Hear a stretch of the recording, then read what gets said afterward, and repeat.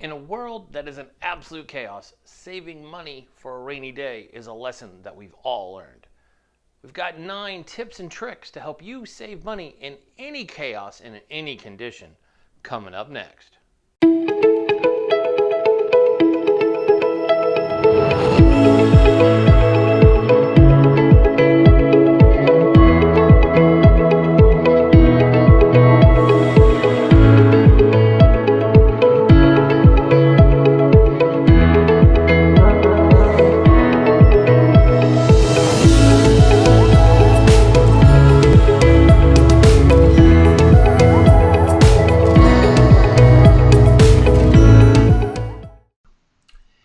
Welcome back to the show. As I said, our first guest today is our reoccurring guest here to talk about finance.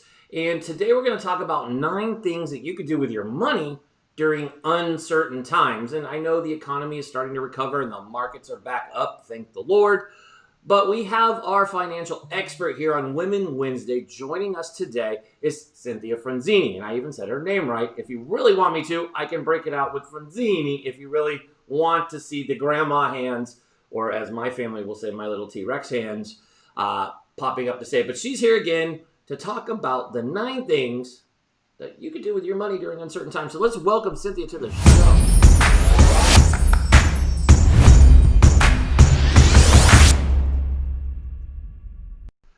Cynthia, how are you doing today? I am fantastic, and I am going to correct you on the name. Oh, I screwed it up. I knew I would. I'm always that guy. I said it. Didn't I say it right? No, I didn't. I always mess those up. You added an extra couple vowels. It's Frunzi. Frunzi. It's because it's the Italian thing. I got to add letters, and I told you I'd screw it up. But anyways. It's perfect. It's perfect. We got it. They'll figure it out. They'll see it in your lower third, and they'll be like, oh, that's what he was trying to say. And they'll be like, geez, he doesn't understand. Hey, listen, that's what's great about being human, right? Yeah, I mean, I got to say a lot of names. 5 days a week, all new names. I'm like, ugh, I don't know everybody's name. I'm like, I know your first name. That's good. I'm like, that's Cynthia. That's good. I'm good. I can be Cynthia. We're good. No last names. I only have to say your last name once, so that works. And then people read it in the lower third, and I'm like, producers don't believe me when I'm like, can't we just, I don't even just say names like, hey, welcome. That doesn't work either. I've tried that, but that doesn't work. So I have to get better with names. So anyways, it's good to have you back. The economy is looking decent. The market is up again, which is a beautiful thing. But, I mean, we still have 40 million unemployed Americans. Yeah. And wanted to talk today about a topic that a lot of people are trying to figure out is what to do with their money during these uncertain times. And 2020 is the perfect example of WTF in huge capital letters. It seems to be, 2020 started January 1st and was like, hold on. Every time you think that you're safe, it just gets worse. I mean, it's just bananas. It's everything going on. I mean, I know you're in the epicenter of, I don't know how you guys end up in the epicenter of everything, but you ended up in the epicenter of the pandemic. And then you ended up in the middle of all the riots and protests that have taken over our country. And of course, you guys seem, I don't know, thank goodness your law enforcement has done a good job, but it's just been a public, crapshoot with your mayor and governor. And again, New York just likes to be in the spotlight. I'm like, good God, can we just behave for just a few short months? But let's get into this. Let's talk about 9. The 9, we're using 9 today, folks. I know you're used to 10, but we want to change it up for you because that's what we do here to the point. We just do it different. We do it our way. So we're going to talk about the 9 things that you can do with your money. So let's get started. So the first thing is you're talking about paying minimums. So what does that mean for folks out there? We have a lot of millennials that tune in. No knock millennials. I'm just breaking down. And even folks in Gen Z, which I'm a Gen Zer, talking about paying minimums. I know bills for a lot of people, 40 million people unemployed. Some people are making some decent money on unemployment, and some people have been furloughed and have that money. But what do you mean by paying the minimums? Because that was the first one. So a lot of people come to me and they're always asking how to get out of debt, how to get out of debt, how do I make it go faster? And in uncertain times, cash is king. And although we want to, get out of this debt, our main priority needs to be making the minimum payments. So we just keep our credit up. But if we, listen, if you have the money and your cash flow hasn't changed and you're still working and you have things coming, by all means, then absolutely get on a program, which I teach about, an extra $100 and how to get out of debt in 4 years. However, if that's not the case, you want to keep your cash. So pay your minimums only. You'll get back to work. You'll find another job. Things are starting to open, even here in New York and New Jersey, but it's going to be a slow process. And if God forbid, as now they're talking about the, cases are rising again and they swear they won't close, but we know that nothing is promised. If that happens, you're going to want to know that you have cash. So that's what I mean by pay your minimums. Your debt won't be any worse off if it takes you an extra 6 months or even a year to get rid of it. It's just make sure you have liquid because you're going to want it, God forbid. Awesome. Well, that makes a lot of sense. I like that because, a lot of folks are freaking out. I have two 20, well, one's 22, one's 23. Each my wife and I have from previous marriages. And it's funny how one's really responsible. He actually got a promotion during this time. He works for a big company. He actually worked hard. And I was very proud of the kid because, 23 is one of those weird times where you're either good or you're bad. And he's been so responsible with his money that he's been able to take everything. And, he qualified for the money the government sent out, the $1,200. He actually used that to pay his bills. Like he was like, I don't know what's going to happen, but I wasn't expecting this money. And he's like, I'm not going to go buy TVs. And so many people went and did that, right? I mean, there was a huge spike when those checks hit.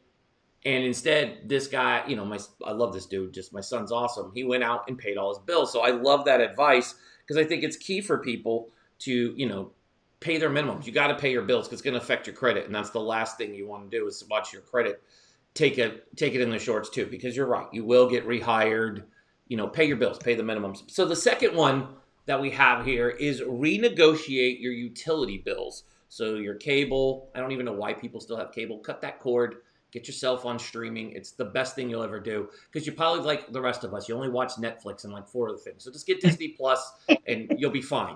And trust me, you'll save a lot of money. The cable companies, I know you hate me for saying this, but you don't even need cable. You do need Wi-Fi because I don't know what we would all do without it. But, renegotiate your bill. So how does one do that? Let's talk about that because I know it can be difficult. Some of these companies are like, no. But, I mean, I think a little bit of them now, they want some sort of money. They understand that it's better if something is better than nothing. So how do you go about renegotiating your bills? You got to threaten them. I like it.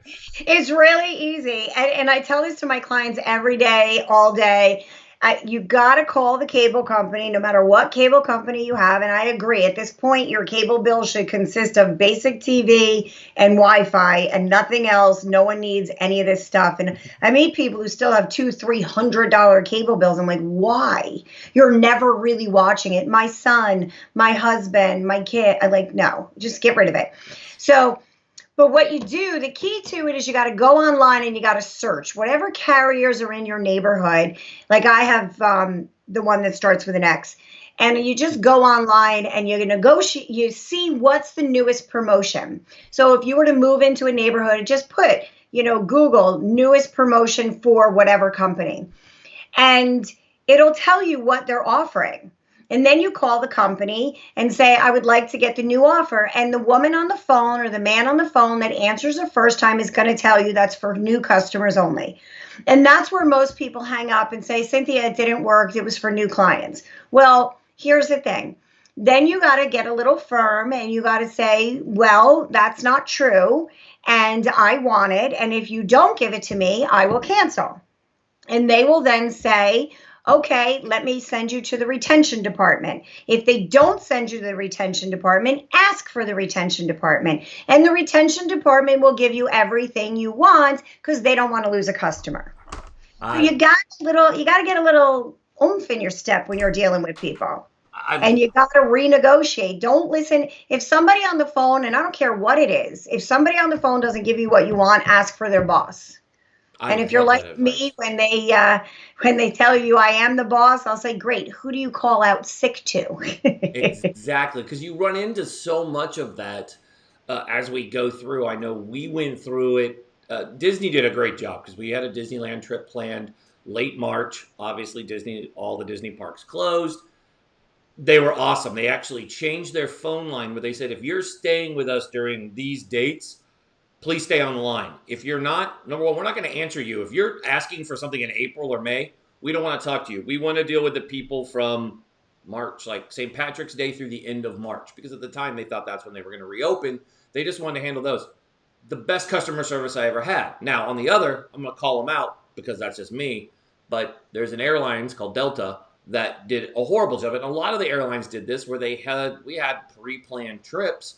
Even through the summer, I travel at least once a month to New York. I plan those out 6 months in advance. I already have my ticket, so I know when I'm going, so my team can block off my dates. And the government came out and said the airlines need to return the money, and they were like, no, we don't. We're going to give you some stupid e-ticket. And we had to fight and fight and fight and get somebody's boss to get somebody's boss to get somebody's boss to finally get the money. So you're right, it is a bit frustrating, but you have to have patience. And I can tell you, yelling at them does nothing. They get yelled at a lot, but you just need to keep staying on, plan for a couple hours on the phone. But quality advice there when it comes to getting people to do that. So let's talk about the next one. And I love the next one because we didn't have to do this on this one. Our company took care of us. As everybody knows, I'm a vet. The number one thing I love is being a proud member of USAA.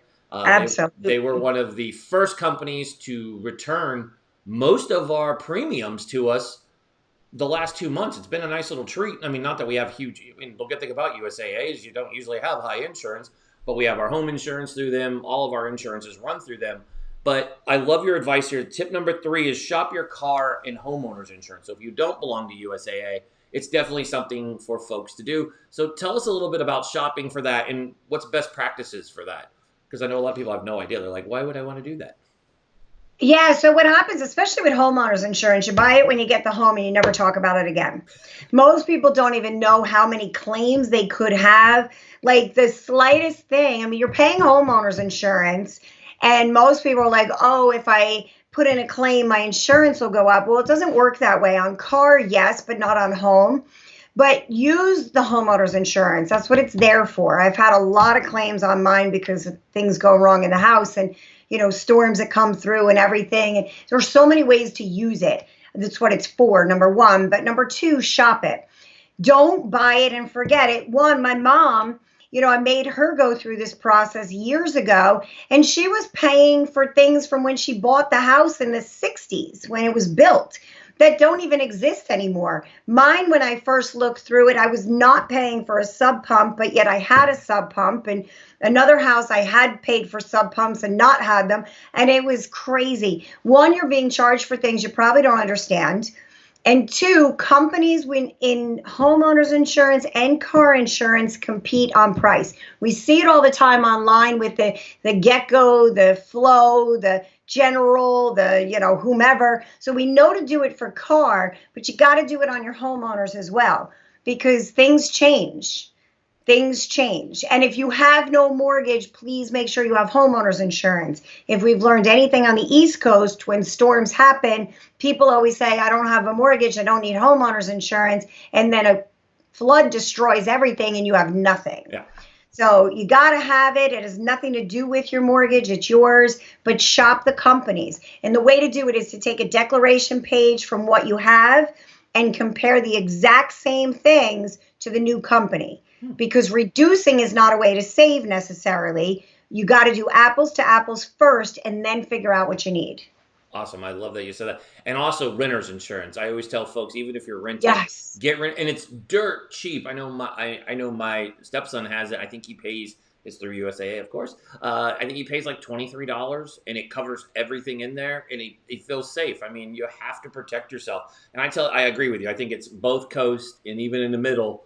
Make sure you get it. No matter what, you're renting, you home, you need that insurance. Spend the extra money to protect yourself because trust me, you will regret it if you're sitting there and you lose everything and you can't replace it or your home gets burglarized, even with all the looting that's going on. I think it's a safe bet to have insurance. So let's move on to the 4th one. And I love this one. My wife won't agree with me on it, but I love this one is cook at home. And I love it. It's true. Your health and your heart will love you for it, and so will your pocketbook, because it's expensive to go out and eat if you have a family. And cooking at home, it's always cheaper to get things at the grocery store. I know a lot of us want to go out and eat because we have the freedom to go do it now. I know we do because we're kind of grounded in phase one now. Our governor has grounded us. The spike in COVID-19 has occurred across the country.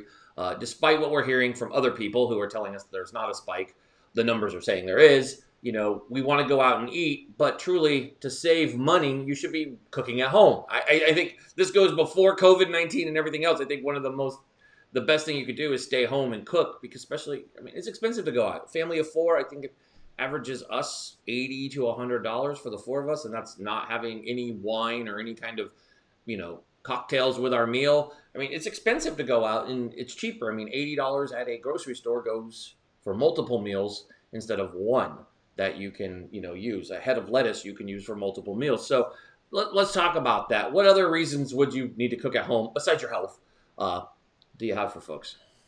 So I'm just a big advocate, and this is so funny because for me to say it is so insane. I do not like to cook. However, I would much rather cook at home than go out to eat on a regular basis. But, listen, you got to have date night. You got to have fun. I'm not saying never, but we don't need to be out for breakfast, lunch, and dinner. You can eat at home for breakfast. You can make coffee at home. You can, have dinner at home most nights. And you already said it. It's not just the saving money, but if our health is number one, especially in COVID, we want to make sure we stay healthy, our immune system's up and everything else. Don't order things that we don't know what's in it. They say the two worst things you can eat during COVID, or actually the one meal that's the worst thing you could possibly eat during COVID is ice cream, because dairy and sugar cause major inflammation in the body. And when the inflammation in the body's up, your immune system's down and you're more likely to get all this. Now, we have no idea what's in the food we're eating. So not only is it better on your wallet, but it's better in, your health. Here's the key. If you're one of those people that would eat out multiple meals a day, $50 a week, eating out breakfast, lunch, and dinner, however you do it, here's what I suggest. Again, we're getting back to normal. Don't have to go all the way to normal. Why don't you take that money that you used to spend going out and save it? Or better yet, maybe put it in an emergency fund, or use some of it to pay down some of that debt. Don't just waste it on Amazon now. Redesignate where it goes. So it's not just about the cooking at home. It's redesignate where the money's used. And that way you get some financial gain out of it. I love it. So let's talk about the next one. And the next one, number 6, is not to be mistaken for number 3, where we're talking about shopping your homeowners and car insurance. Talking about number 5, which is review all of your policies, your life insurance, your retirement, your 401k, your college, all of those wonderful things that end up being sitting there on your credit that you spend money on. I know for myself, life insurance, we were actually doing that. I did a big policy. I get scared when I start seeing people who are younger than me, like just dropping dead. So we went out and got a bigger policy because I want to see my kids live a good life. I've watched my mother-in-law really struggle. My father-in-law passed away, I believe, 3 to 4 years ago. I know what day it is. I just don't remember what year. My wife will kill me when she watches this. But, 5 years, I think 4 years. There we go. 4 years he passed. But, I watched it. They did quite well. He was a longshoreman for over 25 years, belonged to a union, had all these things. But really not being protected at the end of the day has kind of been that struggle. And, she's doing fine now. All of us are helping out. But it scared me. So I went and got life insurance. And that's a whole separate episode of dealing with the dumb questions they ask you in life insurance, because I think they're the only ones who are still stuck in the 80s with things that people do and treat themselves. And by the way, they treat PTSD like you have the plague and you're missing a leg. So it's a whole nother thing. But what do you mean by, looking into these things? How do you look into these? Is there a way to save money or do anything with this?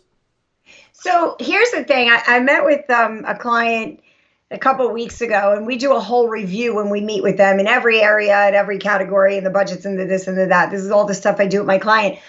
And as we're going through, he had money at an old job.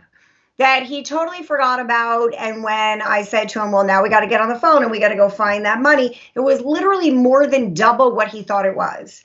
I meet with clients, and what happens is we leave a job, we leave the money in the 401k, we move on to the next one, we forget it. We go into retirement and, we're like, oh, I had life insurance on the job. But, oh, I think I still have it. No, you don't. We spend so much time running and going to the next that we forget to ever stop and figure out what we got. So we have to know what we own. I spend most of my career cleaning up. I'll never forget my one client. He was looking for a statement that he knew he had. He found another one. He's like, oh, what's this? I'm like, you just found $110,000.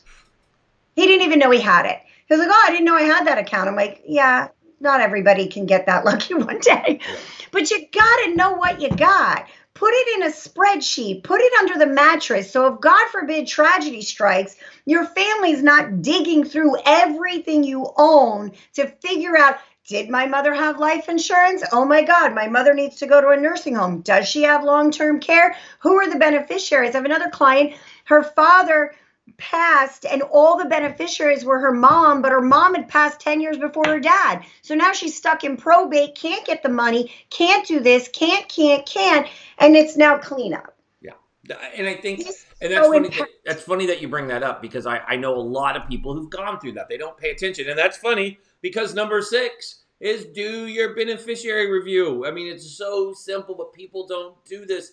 In the times that we live in, I'm shocked because there's so many crazy things. We're all living our lives on the edge, working out. I mean, a lot of people are working out. I mean, Rob Harper, the most fit human being that we all know, had a heart attack a few years ago, and he was working out while he was doing it. And the dude's like a machine as it is. But, looking at your beneficiary review is important because you need to know who's in line. And, I never thought of that until my grandmother passed a few years ago, when I watched my dad and his brother go through this. So it was very interesting to watch, and then going through it, getting life insurance, both my wife and myself, thinking about who gets it. And, we have older kids, and putting them in charge to make sure, it obviously goes to one of the other of us first if we're both living, but setting it in order, thinking, okay, well, we want to make sure the other two in their 20s, they'll get something, but the little two are the primary until they're a certain age. So let's break that down. What all entails a review? What should folks be looking at? Obviously, updating, making sure dead people aren't getting dead people money, because that's just weird. You don't want that to happen. But what's your best tips here for, this beneficiary review? No minors. Never put a minor as a beneficiary. And not because of the money, but if it goes to a minor, it's going to go to the state before it goes to the minor. So you need to have it go to a trust for the minor, so what you do is you set it up for whoever's going to care for your children. They get it in a trust for the minor children. Awesome. And then you got to really think about it. Do I want an 18-year-old, if God forbid tragedy strikes, to get $1 million? So you really got to plan this. I mean, I talk about it all the time, and my son won't get mad at me, but he, everything for him was 30. My mom is the beneficiary of my policies, and people say to me all the time, they're like, but your mom is 81. I'm like, well, first of all, my mom's a rock star. She has no medical issues at 81. And second of all, she's still here. So I don't know when I'm going, and I don't know when she's going. But if I go first, she knows what to do. And if she goes first, I can change the beneficiary. So it's all about making sure never a minor, because you will regret everything about that. I've dealt with it. The money had to sit for a client for 6 years in a savings account because the minor wasn't old enough to run his Social Security to get his new information. That is crazy. And I think that just goes back to, like you talked about on the, step 5, having that Excel spreadsheet and documenting things and just remembering to check these things as the list goes down. If you have somebody, I mean, I have my mother listed on a few things, you want to make sure that they're there and update your documents as you go, because you don't, I mean, I know that's what my mother-in-law did, was immediately, she went in and checked the box. Okay, who's going to get it? Obviously, it can't go to her husband. If something in her untimely passing, it needs to go to someone else. She doesn't have any more minor children, so she was lucky and doesn't have to worry about that. And ours are not going to, our minors are not getting them. I think they have to wait till like 21 is what we picked. But I think that was fair. And plus, they have older siblings that are actually in charge, and they're going to be much older. And nothing's going to happen because I'm going to live forever because that's the way. You and me both. That's the way I believe. I don't like talking about it. I made this joke at family dinner. I said, the scariest thing about getting older is having to sit there and get a nice sized life insurance policy and start thinking about like you're like looking out for your kids, but it's pretty scary to imagine them without you. Like there is an amount of money that I think can replace a mother or a father. I've watched my wife go through this with losing her father. I have friends that have lost both of their parents. Obviously, my parents have lost both of their parents, and I mean it's a hard struggle. It's not something you want to think about, but you do need to make sure because you do want to take care of your relatives. It's good to have your pity party about growing older and passing, but it's part of being around. I mean, And the last thing, if I could add, yeah, is the last thing we want to do is we don't want our kids, because we're afraid to have a complicated conversation. We don't want to, God forbid, not be here. And now all of a sudden our kids have to go on yeah, GoFundMe and start begging the community to throw you in the ground or pay your rent. I mean, for a couple of bucks, and this is what I do for a living. There's companies that we work with that set up all the trusts. I mean, it's just so if there's any company that I would like to not have to be around any longer, it would be that one, because it takes a 1 minute conversation to say, can you help, that you can take care of your family literally for almost no money. yeah. And you literally sleep better. I know I do because I know they're taken care of, and that to me, and it was very painless. It was not very difficult. I mean, besides just some stupid stuff because I do have PTSD and a few other stupid things, but they ended up taking care of it. But it was quite easy, and it's very affordable, and you sleep better at night. That's I remember I would probably disagree with what I used to pay on that amount and be like that could have been for no. But the older you get, you want to take care of your kids. So let's keep moving here. Let's go to number 7. Time to refi. So obviously that's for folks who are homeowners. Let's jump into that. What do you mean by that? What should folks be looking for in that? So, I mean, rates are at a historical low. They're insanely low, sometimes even in the high twos, which is like free money. If you have not refinanced your home yet, you need to do that. I mean, it is crazy. And there's almost, at this point, it's almost always a good opportunity. There are times where we'll tell you if it's not. So make sure you reach out, because we'll tell you if it's not. But aside from that, people don't think about refinancing a car. Yeah. And I just was talking to my son's friend who's doing some construction at my house. And he was telling me, because his credit wasn't that great when he bought his car, his interest rate on his car is like 10%. And I'm like, you need to refinance the car. You can refinance your car too, and you don't have to extend the time. But if you can lower the interest rate, that also can save you a ton of money as long as your credit's good. But refinancing, people are asking me every day, should I buy a home? Let's buy a home. One of my clients just found a home, so we're going to get him the mortgage. But I mean, buying a home right now, if that's something you want to do and you can do, now's a great time to buy. Will the prices in homes go down? Potentially, but the interest rates are so cheap, it's free money. So absolutely another great way to get cash flow. And don't be afraid of a 30-year mortgage.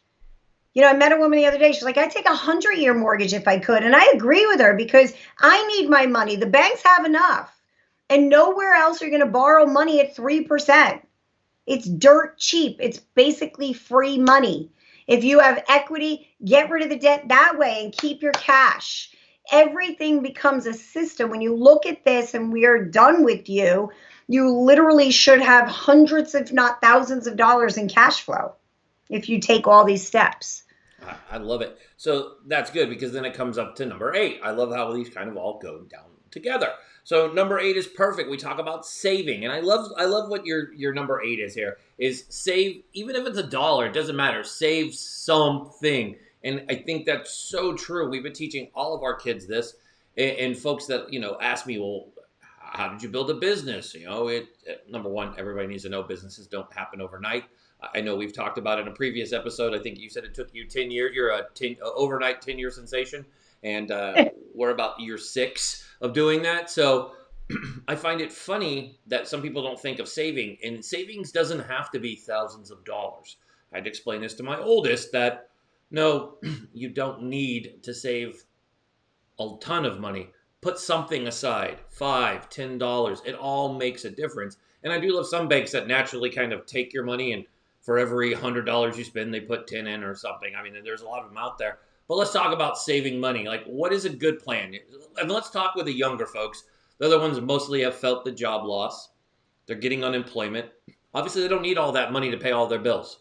They need to save. They need to have that money for when they do go back to work, because they're probably going to need things no matter what job they're taking.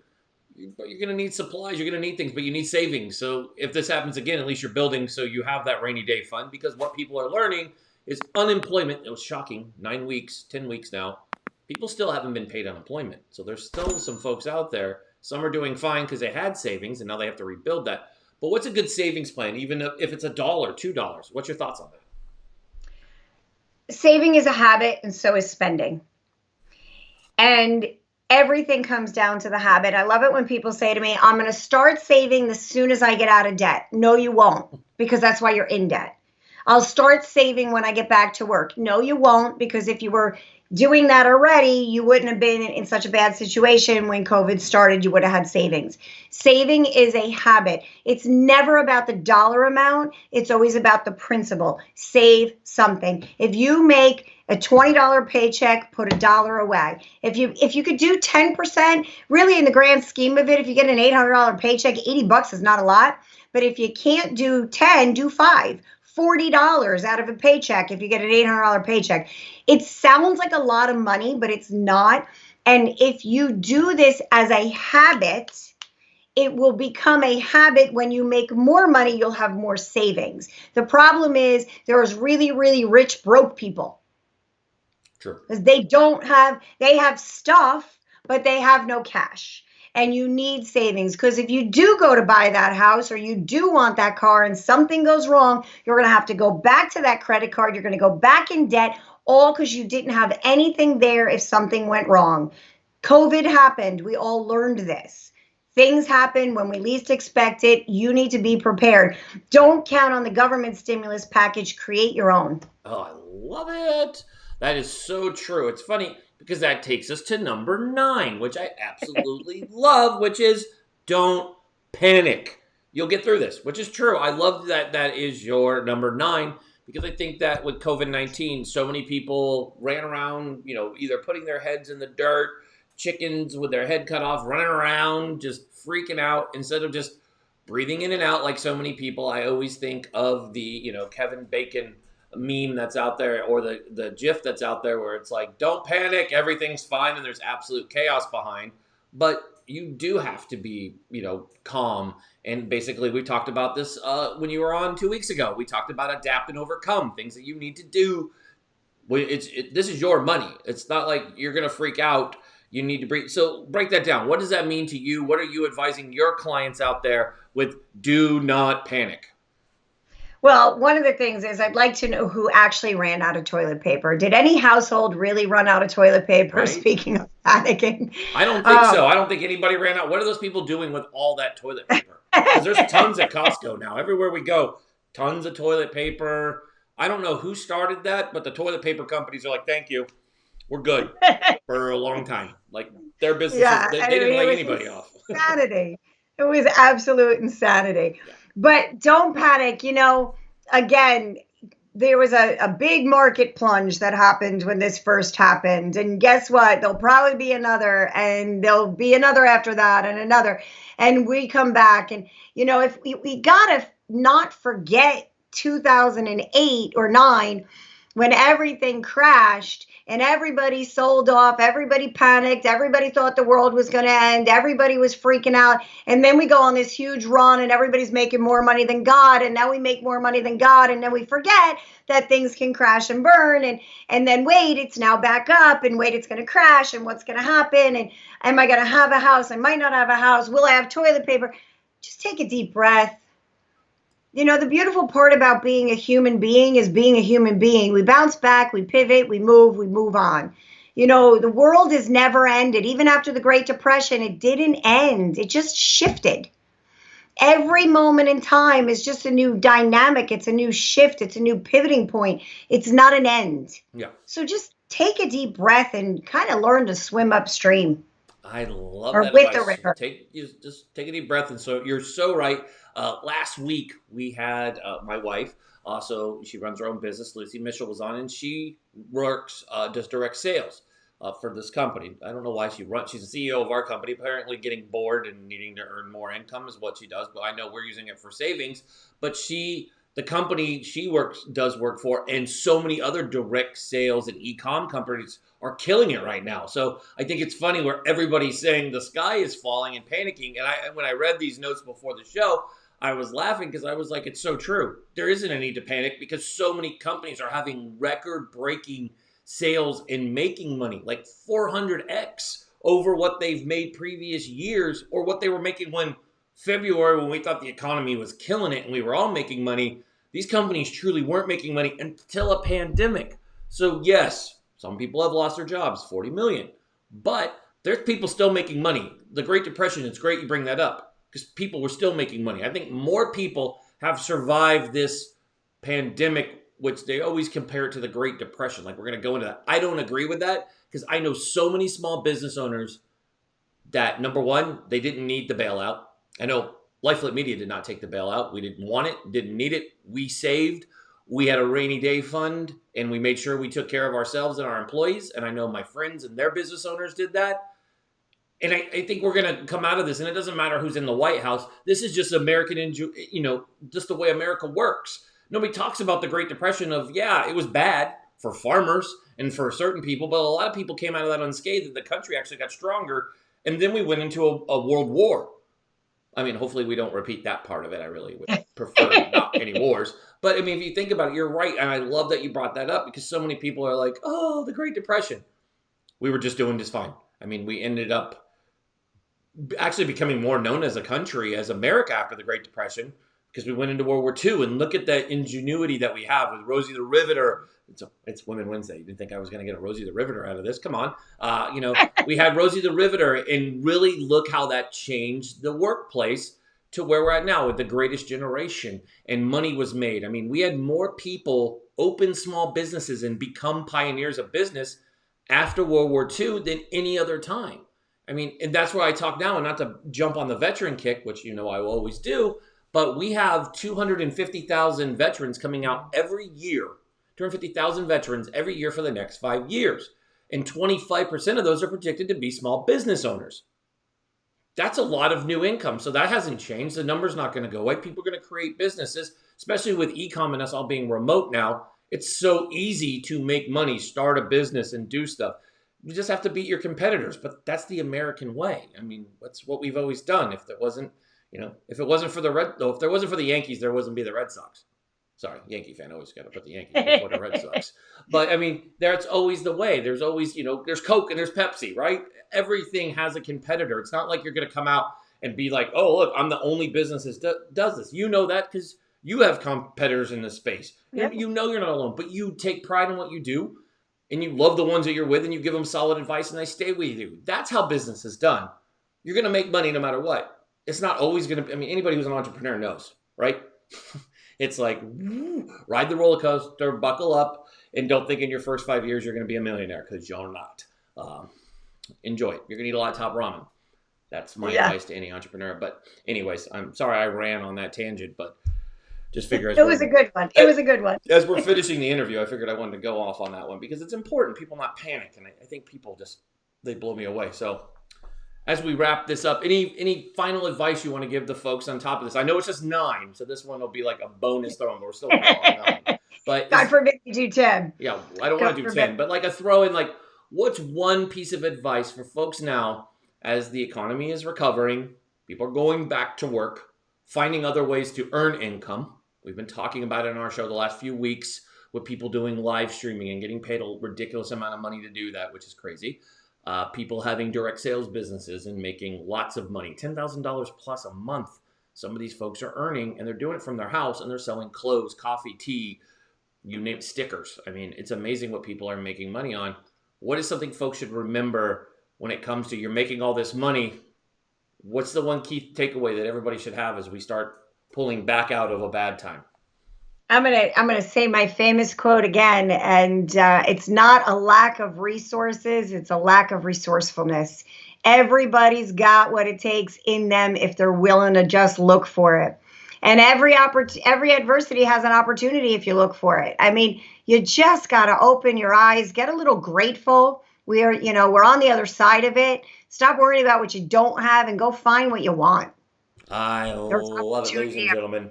That's what I'm talking about. That is our financial person who comes on here with the, finding the millionaire within. Hey, look, I got that right. Woo-hoo. Yes. And this has been Cynthia Frunzi. Woohoo! I got her name right. Woohoo! High five! I did it. But you always bring us sound advice. I can't wait for you to come back. Every 2 weeks you're with us.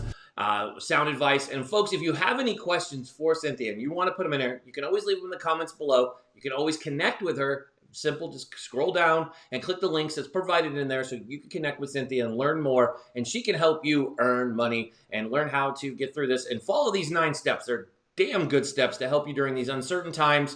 Remember, the last one to me is the most important.